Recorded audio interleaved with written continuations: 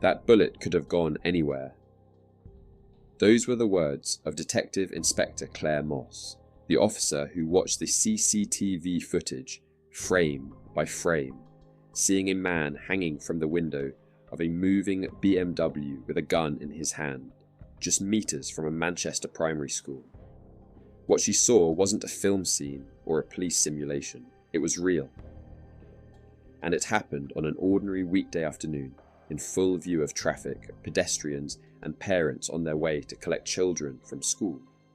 Within days, detectives would uncover how a petty dispute had spiraled into a daylight drive-by shooting that shocked the community, and how 3 men ended up behind bars for an act of sheer recklessness that could easily have cost lives. It was a Tuesday, January 19th, 2021, just after 1:30 in the afternoon. The roads around Briscoe Lane in Newton Heath were busy, filled with lunchtime traffic. A woman was seen pushing a pram along the pavement, others stood waiting to cross the road. Then, from a side street, a dark grey BMW X5 appeared at speed, chasing a black Volkswagen Golf. The BMW closed the distance, weaving through oncoming traffic, until something terrifying happened. A man in the back seat leaned out of the window and fired twice. 2 flashes, 2 deafening cracks, echoing through a residential area in broad daylight. The sound scattered pedestrians. Cars braked hard. And in the middle of it all, a bullet struck a passing Hyundai, driven by an innocent man on his way home from work. He didn't realize what had happened until later, when he noticed a hole torn clean through the back of his car. When police arrived, they quickly confirmed what he couldn't believe. The damage had been caused by gunfire. It was at that moment the investigation began. Detectives from Greater Manchester Police sealed off Briscoe Lane and began a forensic search. Every CCTV camera, every shopfront lens, and every Ring doorbell in the area was checked. What they uncovered was both chilling and crystal clear.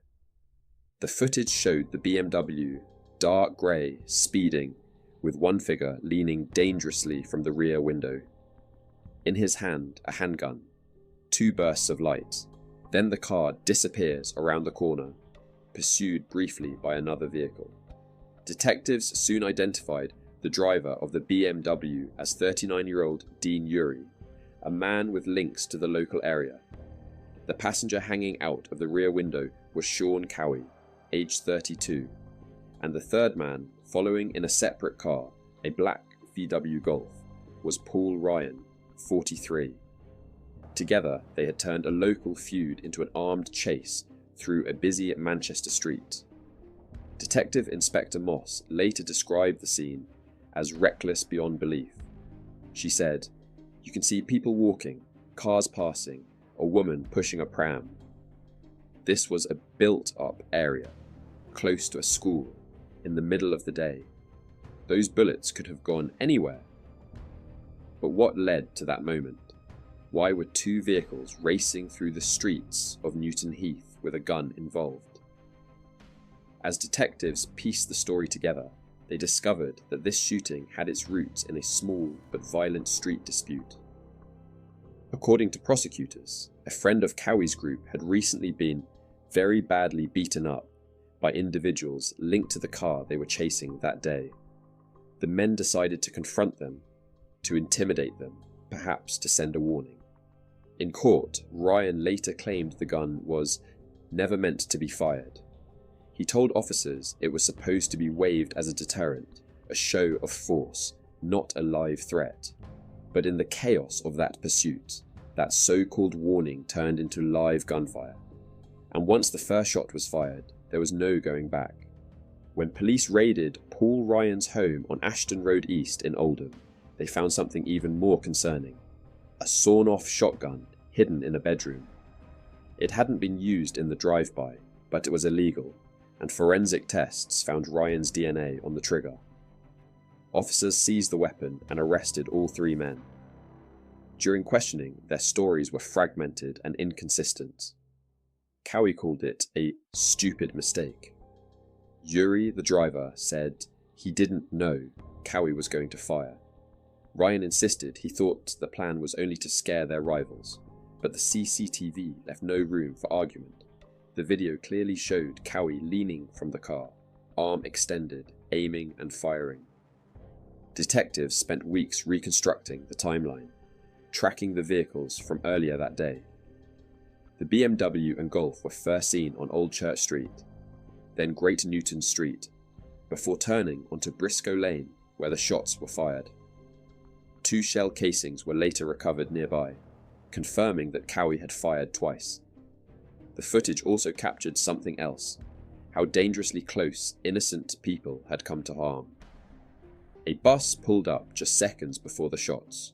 Cars were parked along both sides of the road. It was pure luck that no one was killed. When the case reached Minshall Street Crown Court, prosecutors played the CCTV to the courtroom. The grainy footage filled the screen: the chase, the flash, the recoil. Then silence. The judge, Angela Neild, called it a reckless display of violence that could easily have ended in tragedy. She told the court, this was broad daylight on a busy Manchester road. That bullet could have gone anywhere. It was a statement echoed again and again throughout the case: the randomness of what could have happened and how many lives were placed at risk. All 3 men pleaded guilty.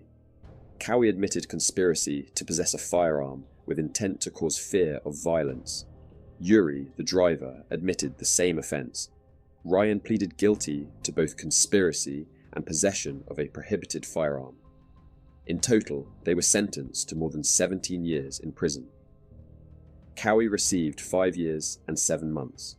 Yuri was jailed for 5 years and 4 months. Ryan, who kept the shotgun, was sentenced to 6.5 years.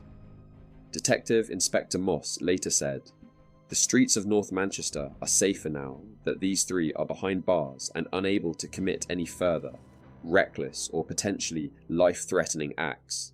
Despite the convictions, the motive remained clouded. The gun used in the shooting was never recovered, and the occupants of the other car, the men who were supposedly the intended targets, refused to speak to police. Detectives never established who they were, or exactly what led to that chase. The case closed with unanswered questions, but one undeniable truth: luck had prevented a tragedy. "It's quite clear," said Ahad Urs Moss, "that this could have ended with somebody being seriously, if not fatally, injured." In the months following the case, Greater Manchester Police reported a sharp decline in firearm incidents, a 92% drop in gun crime compared to the previous year. Only 2 confirmed shootings were recorded across the city during that period, down from 26 the year before. The department credited tougher enforcement and stronger community reporting, but cases like this one served as a warning, a reminder of how fast violence can spill into everyday life. For those who saw the footage, it's impossible to forget. A car speeding past a school, a man half out the window, with a gun in his hand, the crack of a shot echoing down the street. Seconds of chaos that could have changed countless lives. It was a moment that showed how fragile safety can be when weapons enter the mix, when anger overrides reason, and a split-second decision risks everything. Detective Moss said it best: "If someone is willing to fire a bullet from a moving vehicle in the middle of the day, they are a danger to everyone." The words ring heavy with truth. This wasn't a calculated attack or a gangland ambush. It was impulsive, reckless, and entirely avoidable. 3 men made a series of catastrophic choices, and it's only through chance that no one was killed. Today, the footage stands as both evidence and warning. Evidence of a crime that could easily have ended in loss, and a warning about how thin the line is between confrontation and catastrophe. Briscoe Lane, like much of Newton Heath, is quiet again now. Cars pass, parents walk children home, life continues. But for detectives who reviewed that footage, the images don't fade. 2 shots, fired from a moving BMW outside a primary school in the middle of the day, a moment that could have rewritten the lives of everyone on that street. As Judge JAILED told the courtroom, that bullet could have gone anywhere. And on that January afternoon, Manchester was lucky that it didn't.